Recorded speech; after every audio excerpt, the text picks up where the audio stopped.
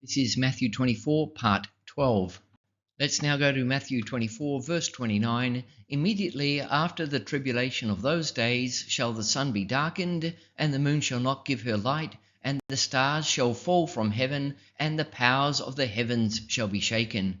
Firstly, I'm going to comment on this phrase, immediately after the tribulation of those days, and to do this we need to bring in the parallel passages from Luke 21 and Mark 13. We read from Luke 21, picking it up in verse 24, "They shall fall by the edge of the sword, and shall be led away captive into all nations, and Jerusalem shall be trodden down until the times of the Gentiles be fulfilled." And then it just goes on and says, "And there shall be signs in the sun, and in the moon, and in the stars, and upon the earth distress of nations with perplexity, the sea and the waves roaring." Mark 13, we'll pick it up in verse 23. "But take ye heed, behold, I have foretold you all things. But in those days after that tribulation, the sun shall be darkened, and the moon shall not give her light, and the stars of heaven shall fall, and the powers that are in heaven shall be shaken." Now, to take the progression of this prophecy, as we have seen, and then to suggest that at verse 29 here, when Jesus said, immediately after the tribulation of those days, the sun would be darkened, and so on, that he then commenced talking about a future event some 2,000 years later, is to wrest the thing out of its context. Although it is true that a day with the Lord is as 1,000 years, to apply this as an excuse to carve up this prophecy is not rightly dividing the word of truth. Jesus did not start speaking about some distant future event, but in its context, what he was saying was that the immediate consequences of everything that he had just laid out was that the sun would be darkened, the moon would not give her light, the stars would fall from heaven, and the powers of the heavens shall be shaken. This is obviously what is meant. Well, okay, we can agree that immediately after the tribulation of those days is not talking about the distant future, but it relates directly to what Jesus was speaking about in relation to the destruction of Jerusalem, its temple, and the Jewish nation in general. But someone raises an objection and says, well, what about the signs of the sun being darkened, the moon not giving her light, the stars falling from heaven, and the powers of heavens being shaken? We haven't seen all of these things yet. As well, the word heavens here is in the Greek Uranos, where we get the word uranium from, and the word power is in the Greek dunamis, where we get the word dynamite from, and this has to be talking about nuclear warfare. What about this? Does this not prove that Jesus is in fact speaking about things down nearer to our day and age? We must understand that Jesus was a prophet, and we looked at this when we discussed the days of vengeance in part 11.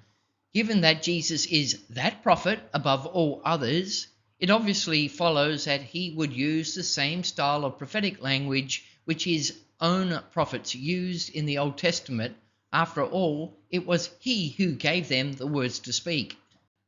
What is necessary is what I stated so many times in my series called The Bride, the Lamb's Wife, and that is that we must come to a proper understanding that the New Testament is built upon the foundation of the Old Testament.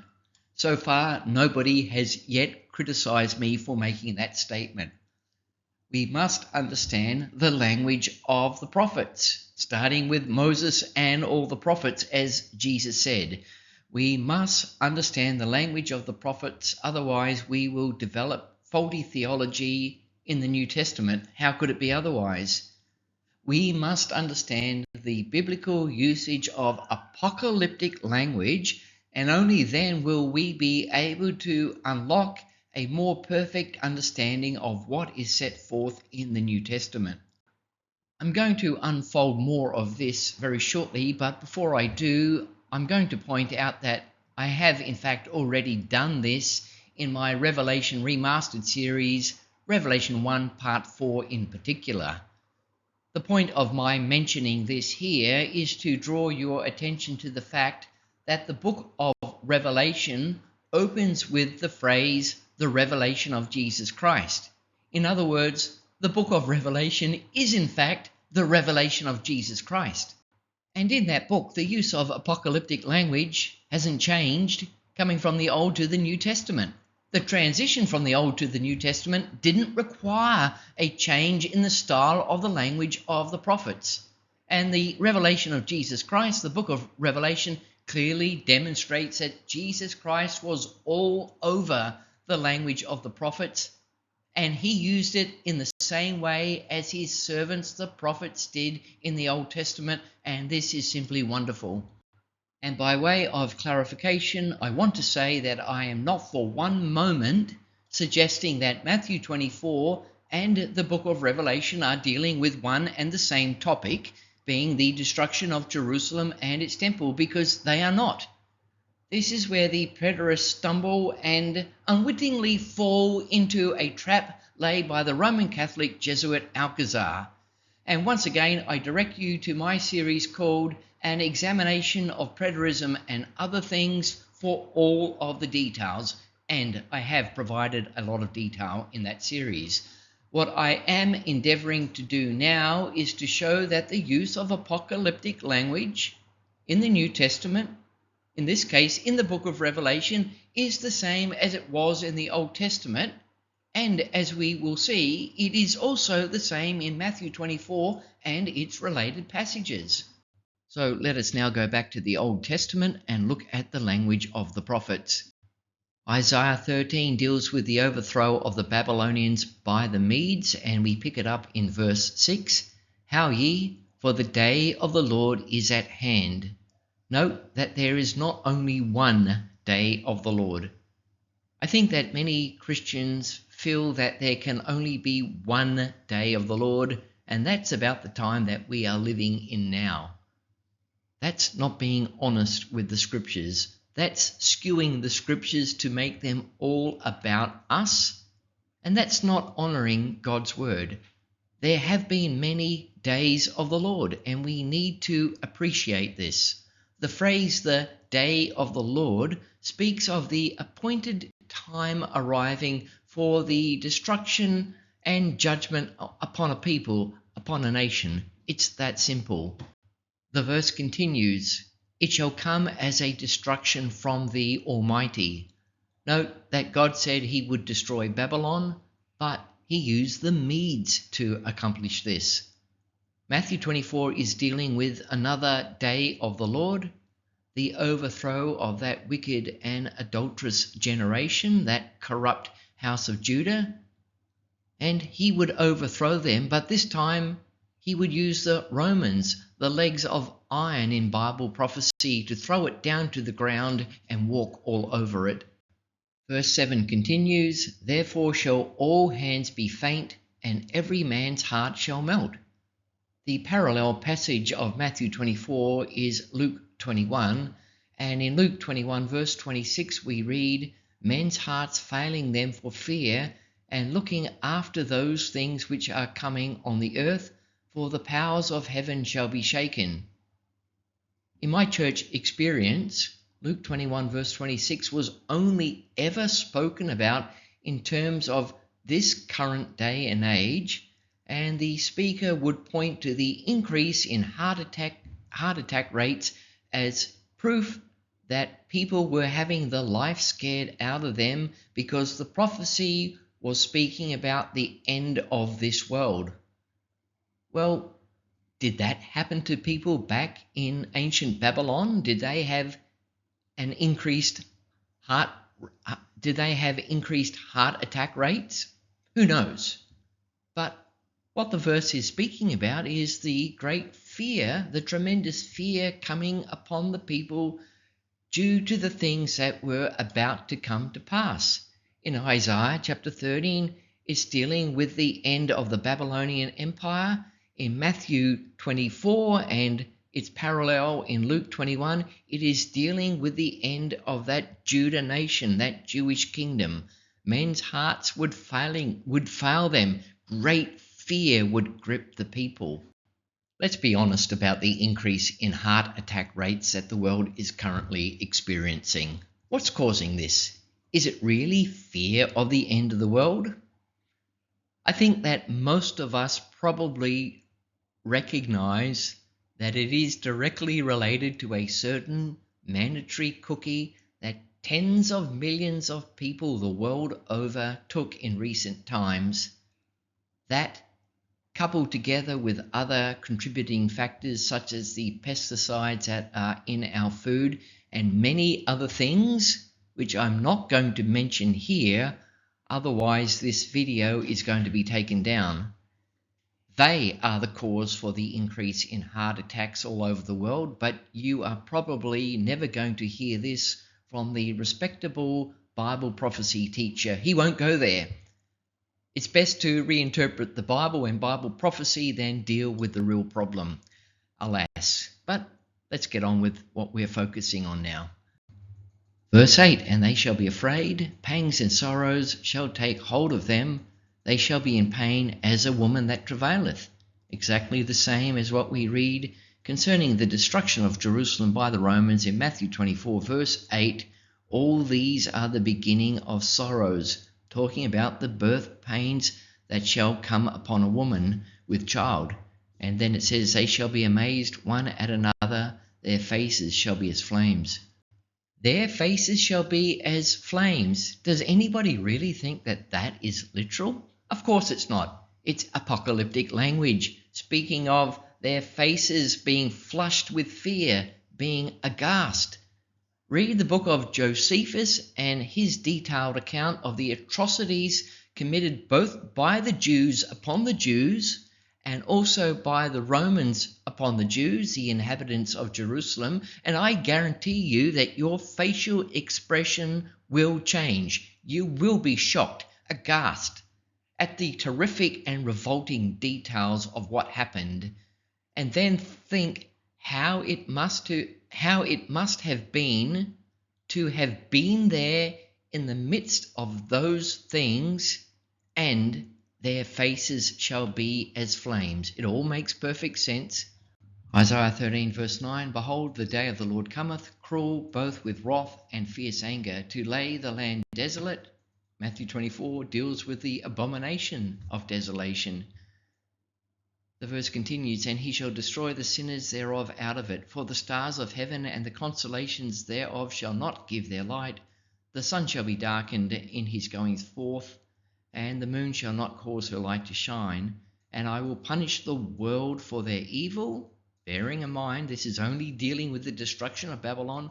I will punish the world for their evil, and the wicked for their iniquity, and I will cause the arrogancy of the proud to cease, and will lay low the haughtiness of the terrible. Simply compare Isaiah 13 with Matthew 24, Luke 21, Mark 13, which all deal with the destruction of Jerusalem, and you can see that Jesus understood the language of the prophets, and Jesus was talking about the destruction of Jerusalem.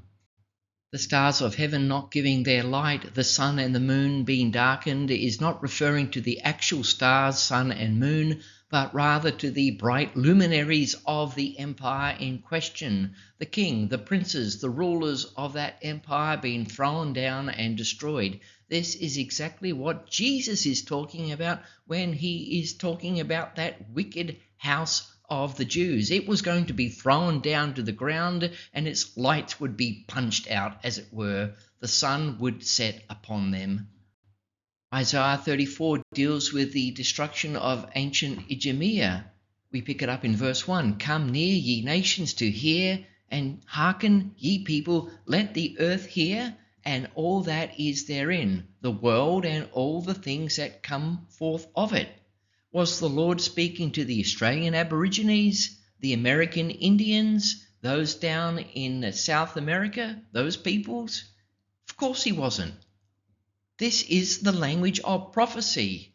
Let all that is therein, the world and all the things come forth of it. It's apocalyptic language addressing all the nations that were there at the time in that area. Look at what I am about to do to Idumea. Verse 2, for the indignation of the Lord is upon all nations. Well, was the Lord angry again with the American Indians and the Australian Aborigines and the Inuits and these other tribes in other places of the earth? Obviously not. This is apocalyptic language. God is dealing with the people in this area at that time. And his fury upon all their armies, he hath utterly destroyed them, he hath delivered them to the slaughter. Their slain shall also be cast out, and their stink shall come up out of their carcasses, and the mountains shall be melted with their blood. It's talking about terrific bloodshed, destruction, and death of these people of Idumea. And all the host of heaven shall be dissolved, and the heavens shall be rolled together as a scroll, and all their host shall fall down, as the leaf falleth off from the vine, and as a falling fig from the fig tree.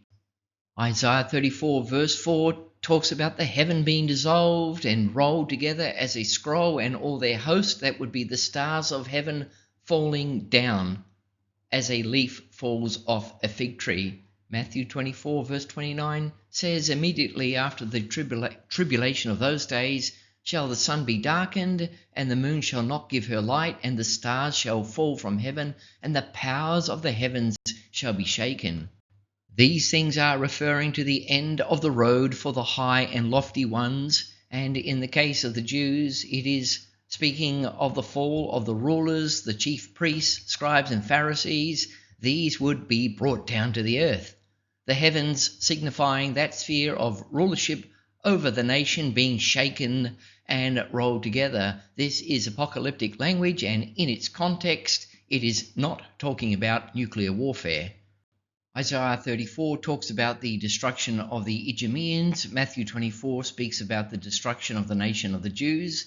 Interestingly, both of them are referred to with the likeness of a fig tree, and this seems to be because Idumea, being Esau Edom, is in Jewry. And to be clear, I'm not here saying that there will be no nuclear war in our day and age. World War II already gave us atomic warfare with 2 atom bombs dropped on the Japanese. Nuclear war is a possibility, particularly in our day, but let us realize that this is not what Isaiah 34 and Matthew 24 are referring to. Ezekiel 34 deals with the doom of Egypt at the hands of Babylon, and in Ezekiel 34 verse 5 we read, "And I will lay thy flesh upon the mountains, and fill the valleys with thy height. I will also water with thy blood the land wherein thou swimmest, even to the mountains, and the rivers shall be full of thee.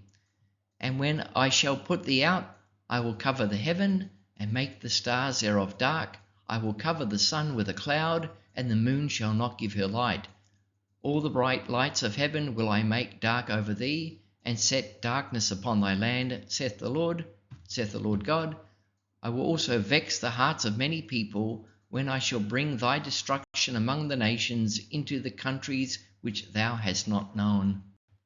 Once again, this is clear apocalyptic language and is not to be taken in a literal sense. In the common, boring, everyday talk that we have nowadays, we would probably phrase it like this: "Thus saith the Lord, I am going to punch your lights out." Or, "Thus saith the Lord, the sun is about to set on you." It's that idea that is coming through in all of these things, only that the language of prophecy is much more beautiful, much more descriptive of what was going to happen to these wicked nations. In Daniel chapter 8 verses 9 to 10 we read of a little horn which waxed exceeding great, even to the host of heaven, and it cast some of the host and of the stars to the ground, and stamped upon them.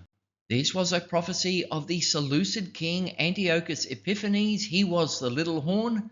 A horn is a symbol of power in the scriptures, and he trod down the Judah nation in the 2nd century BC. He waxed great. He declared himself to be God manifest, which is where we get the title, his title of Epiphanes from. He waxed great even to the host of heaven, and cast some of the host and the stars to the ground, and stamped upon them. Did he literally go up into heaven and cast stars down to the ground and walk all over them? Of course not. This is describing what he did to the Judah nation, and it was horrific at that time. Speaking of the prophetic language that Jesus used, Thomas Newton says, "It is true, his figures are very strong, but no stronger than are used by the ancient prophets upon similar occasions. The prophet Isaiah speaketh in the same manner of Babylon. The prophet Ezekiel speaketh in the same manner of Egypt. The prophet Daniel speaketh in the same manner of the slaughter of the Jews by the little horn, whether by the little horn be understood Antiochus Epiphanes or the power of the Romans." Daniel 8 verse 10. Joel, of this very destruction of Jerusalem, Joel 2 verses 30 and 31, quote, "And I will show wonders in the heavens and in the earth, blood and fire and pillars of smoke, the sun being turned into darkness and the moon into blood before the great and terrible day of the Lord come." End quote. Thus it is that in the prophetic language, great commotions and revolutions upon earth are often represented by commotions and changes in the heavens. Note that Joel 2 verses 30 and 31 referred to here is in fact quoted on by Peter on the day of Pentecost in Acts 2 verses 19 and 20. Peter, now filled with the Holy Ghost, knew what he was referring to, and that was that judgment was coming upon the Jewish kingdom, and so he warned the people to save themselves from that untoward generation. Peter was not prophesying about a coming nuclear war. So with all of that in mind, when we come back to Matthew 24 verse 29 and read of the sun being darkened, the moon not giving her light, the stars falling from heaven, and the powers of the heavens being shaken, we understand that the great prophet Jesus Christ is purposefully using the symbolism of great commotions in the heavens to signify great commotions and upheavals upon the earth. As we have already seen, the Roman Empire itself was in a state of great upheaval, and the Jewish nation was about to have her lights violently punched out. This is the end of part 12.